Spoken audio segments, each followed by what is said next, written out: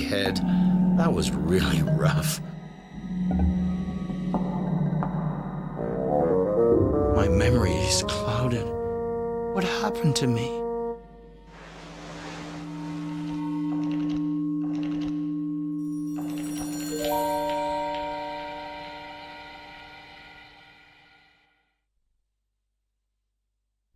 I'll understand where I am and what I'm doing here, or I'm not Michel Ardan. Looks like I'm not the only one who suffered a shock. This man seems utterly knocked out. Let me see. I'm pretty sure I know him. It's Barbicane, the president of the gun club, and the man at the origin of the Columbiad project. Baltimore, October 5th, 1865. Barbicane, president of the Gun Club, proposes an undertaking worthy of the 19th century to build a giant cannon capable of shooting at an incredibly distant objective. Baltimore, October 5th. An unconscious man. I recognize him.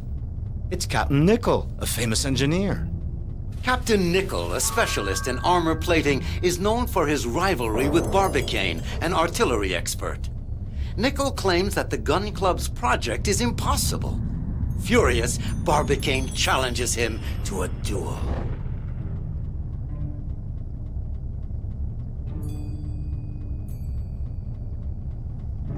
A newspaper clipping. Hey, the article talks about me. Michel Ardan, famous French adventurer, volunteers to travel in the aluminum shell designed by President Barbicane. Michel Ardan manages to reconcile Nichol and Barbicane. "Since you're the kind of men who dare risk their lives," he says, "accompany me. You'll have front row seats to see which of you is right." So in the end, the shell is loaded in the giant cannon with 3 men on board.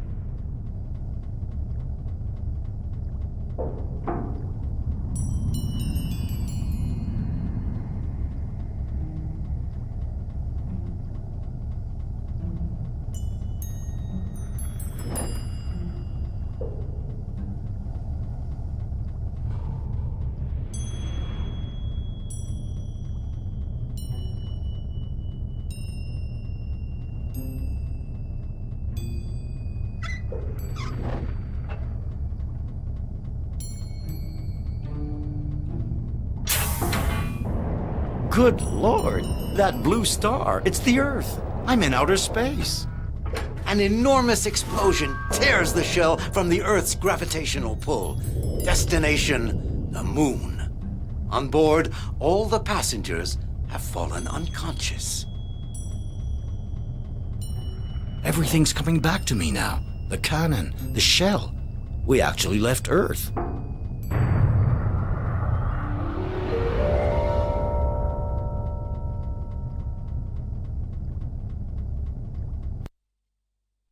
Fantastic. We're on our way to the moon. Nickel, Barbicane, and me. I seem to be the first to ever regain consciousness. I'd better wake up the others. What's this dark stain that's spreading? Is my friend injured? Michel Ardan briskly raises the blanket covering his friend. My lord, I thought Barbicane was just unconscious, but he's dead. And it's not the G-forces at the launch that killed him, but a bullet right through the heart. What happened? I've got to understand just what happened. This letter is the last message my friend Barbicane wrote to me. Michel, fate dictated that Nickel and I awaken before you. We quickly realized that due to tragic negligence, we wouldn't have enough oxygen for 3. The letter is torn. The rest is missing. After the shock of launch, President Barbicane and Captain Nickel are the first to regain consciousness. While Ardan is still out cold, the two men realize that because of their negligence, their oxygen supply is insufficient for 3 men. One alone could survive.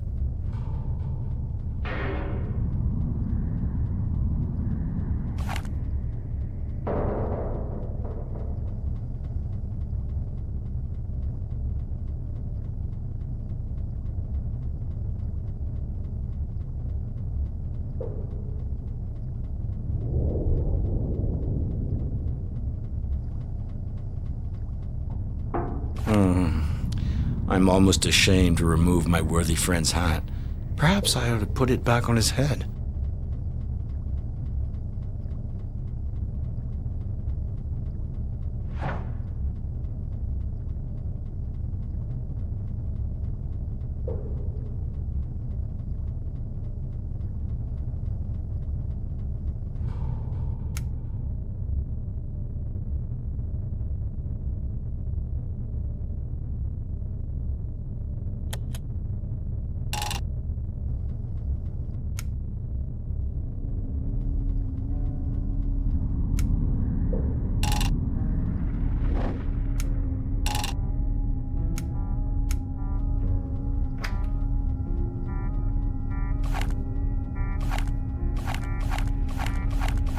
This bottle contains a disinfectant lotion made with cyanide.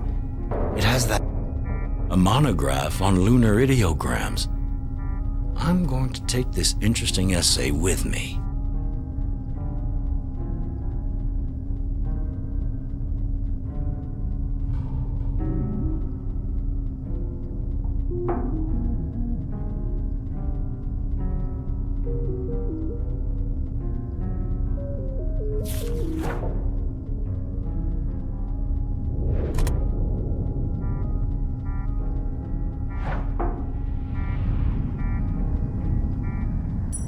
I could use a...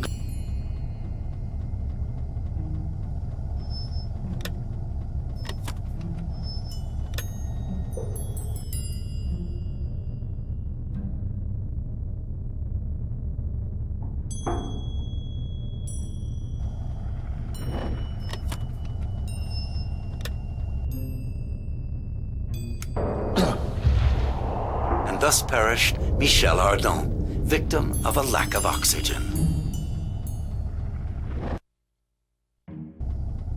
I'm suffocating. I'd better do something or I'm going to be in a pickle.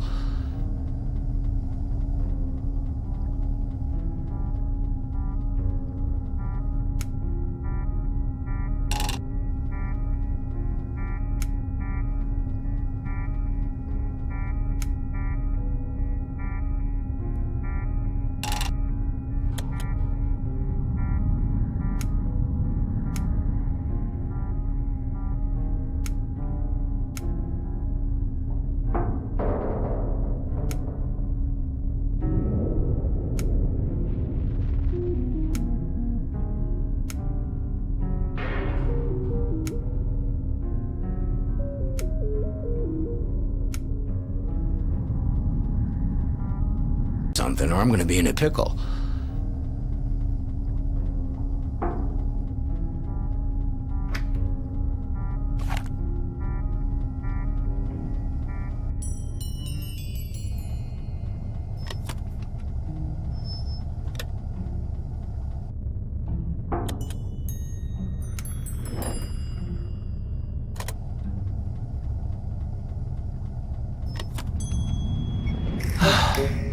Now I seem to be breathing better.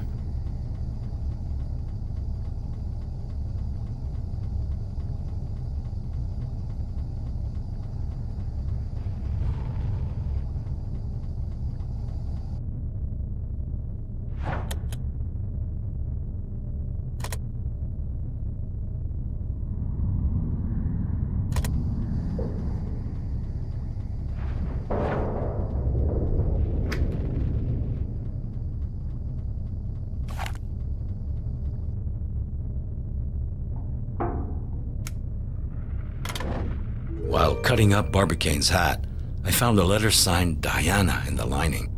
It must be confidential if my friend took the trouble to hide it this way. Let's take a look. Sir, I will not seek any other excuse for my behavior than my passionate desire to visit the moon and to meet its inhabitants, who I know for a fact exist. When it turned out that such a journey was possible, I would have given my all to participate. Nothing else was important in my eyes. Yes, I dreamed that you would love me and that I would go with you to the moon. When I realized this was an illusion, I tried out of spite to seduce Captain Nickel.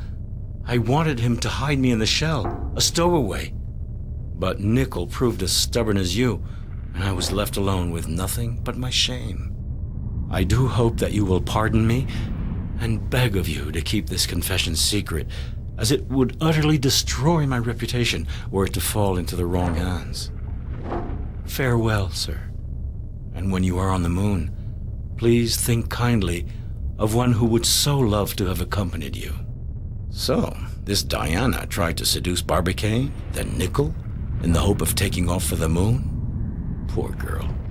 The hearts of human beings are sometimes moved by strange passions.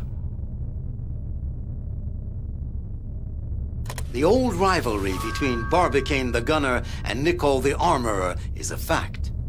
Furthermore, letters found on the two men seem to indicate that they were loved by the same woman, a certain Diana. Weren't there enough elements to rekindle the flames of a scarcely extinguished dispute? The hypothesis of a quarrel provoked by a woman doesn't resist serious examination. A letter concealed in Barbicane's hat clearly demonstrates that Diana's advances were firmly refused by both men.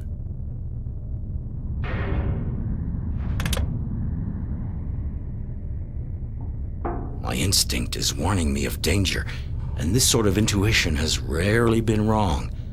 I've got to figure out where the problem lies.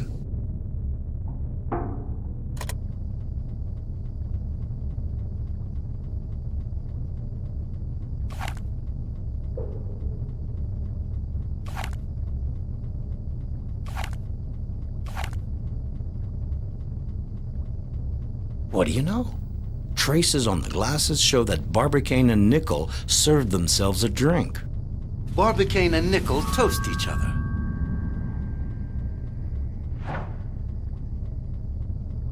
Judging by the smell of it, this glass contains some very fine wine.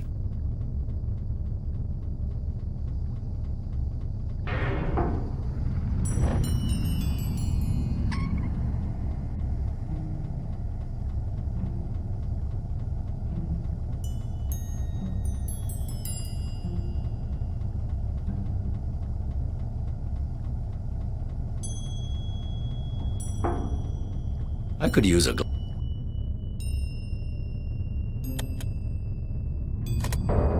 I could use a glass. I could use a glass.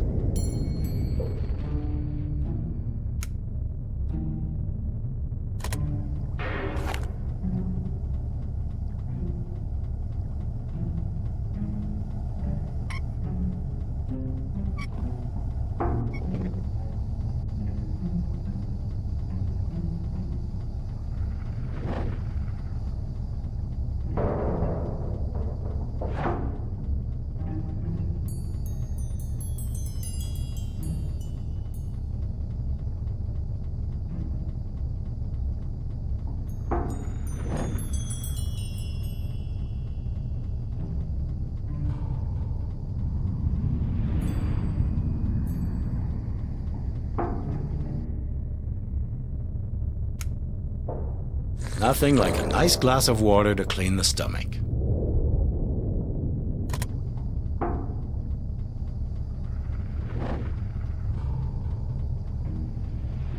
The tank of this machine is filled with potassium hydroxide. I feel as though I were drunk, even if I've drunk nothing at all. This really isn't a good time for this. I've got to get hold of myself.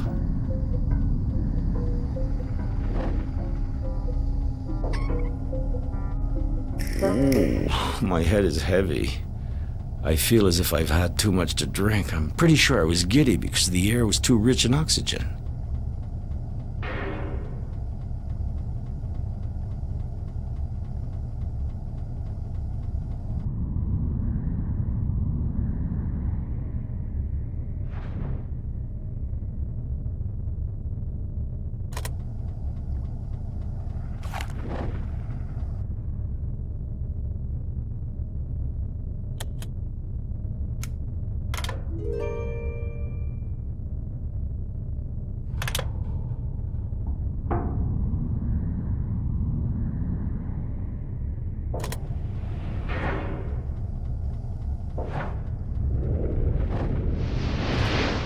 Under the cover, Nickel is no longer breathing.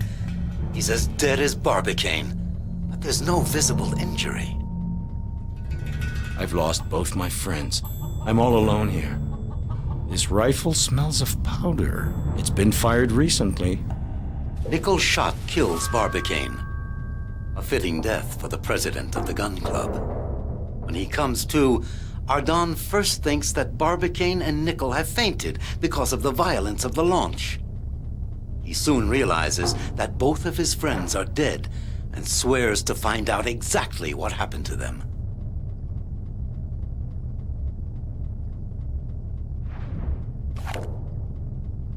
Should I search in the papers of my friend? It's indiscreet, but maybe I'll find clues. This is Nickel's wallet. What's it contain that's interesting? Ah, so this is what a love letter looks like. My valiant captain, if you wanted, yes, if you so desired, we could leave together for that destination which fills my every thought. The letter is signed Diana.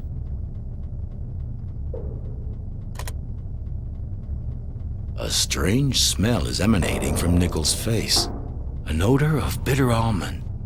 Nickel swallows the cyanide, a quick-acting poison smelling of bitter almond.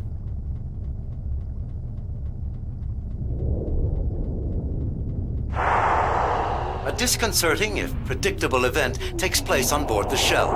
When the projectile reaches the point at which the gravitational attraction of the Earth and the Moon are in equilibrium, Michel Ardan starts floating in the air.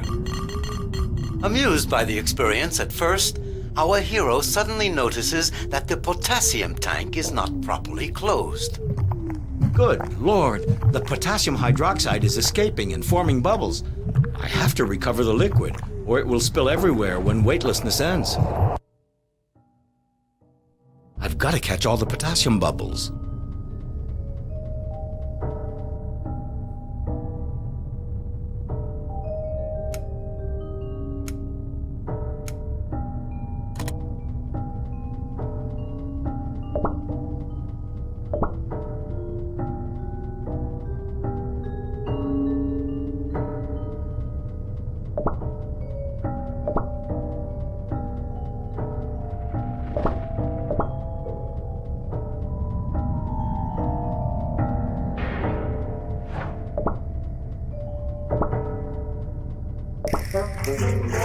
Michel Ardan has captured the last bubble just in time. Weightlessness comes to an end. He returns the potassium to its tank and closes it hermetically with an improvised cap. Whew. The carbon dioxide level is going down. The potassium tank is filled and closed. I shouldn't have any more trouble with that. The end of weightlessness indicates the shell is coming closer to the moon. If everything goes as planned, Ardan will soon land on its surface. I'm very close to the moon. I'm practically grazing it. I'm going to make it. Oh no! I missed it! I can't see a thing. Am I in orbit behind the dark side, or adrift in the infinite void? No more sun, no more heat. All right, it's very possible that my capsule is lost in space, but let's be positive about this. Besides dying, what other misfortune could happen to me? And death is just one more journey.